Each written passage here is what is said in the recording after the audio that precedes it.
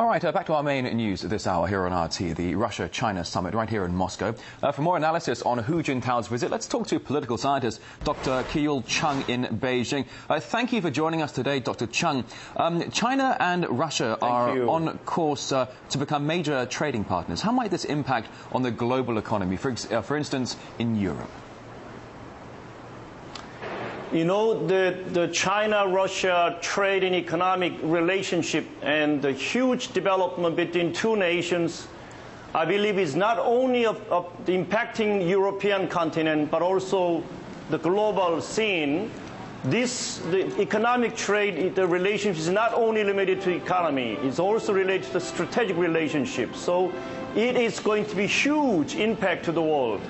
So not just economic agreements and a relationship, but also a strategic relationship, as you were saying. But Russia and China are on the same page when it comes to Libya and Syria. Do you think their collaboration could help to resolve these conflicts, or would this even be welcomed by the Western powers already embroiled? As we heard yesterday from the Kazakhstan, where Hu Jintao attended at the SCO, the Shanghai Cooperation Organization, I believe they officially opposed to further military escalation. They call for the peaceful resolution and end for any further military strike against Libya.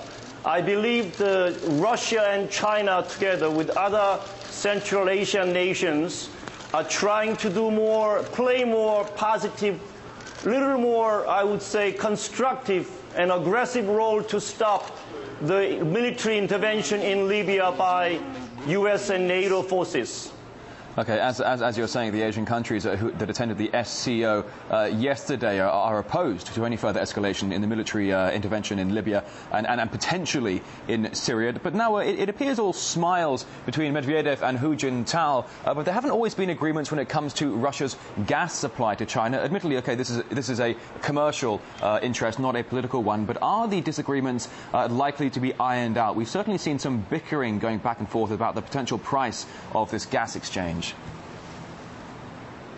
According to Chinese media, as far as I read, it seems to me some positive breakthrough might come within the next 2-3 days, while President Hu Jintao stays in Moscow. At the 10th anniversary of the China-Russia, I believe, treaty of, let's say, good neighborliness and friendly cooperation, significant the moment for two nations, for the sake of not only two nations, but also for the whole Eurasian continent, for the region, and for the global power relations. I believe two nations will succeed in their gas and already oil, the operation between two nations began last January.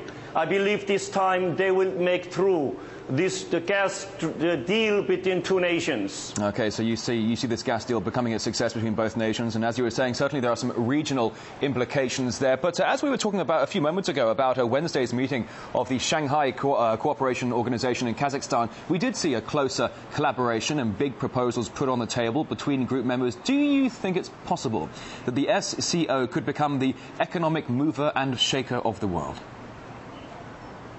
I hope so, and I believe so. Now, I believe the world is at the crossroad, historic crossroad, or some may say the world is at the brink of either being subdued or overcoming the U.S. NATO military intervention in Libya, now moving into possibly Syria, or even to Iran. If Russia, China, or these SCO, the alliance are weak, so that not enough to stop the U.S.-led NATO military aggression in North African region. So I hope so.